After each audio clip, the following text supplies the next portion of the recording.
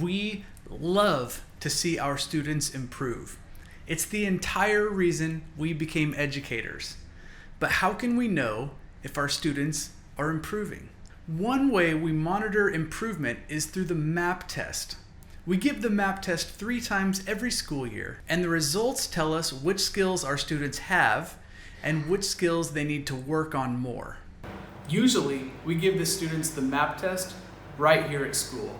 And that way we can ensure that each student does his or her best and works alone.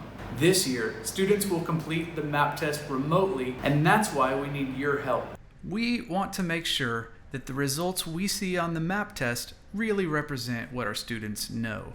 So please do not offer your child any help. The MAP results do not affect a student's final marks, but these results are shared on the end of the year report. So it's still important that every student does his or her best. What we're looking for from the MAP test is growth.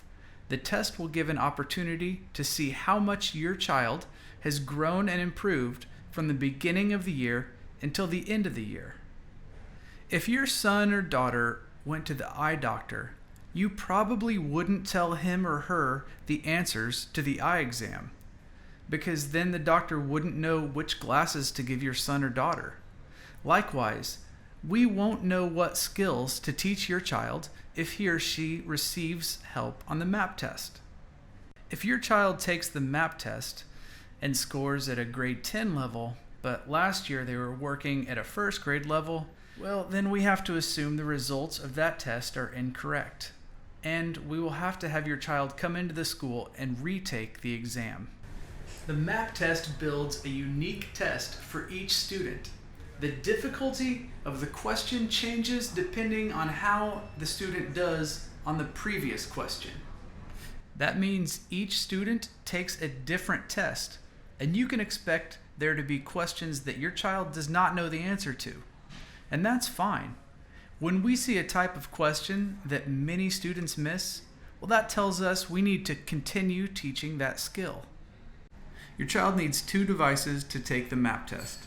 One device is for running Microsoft Teams so the teacher can watch the testing.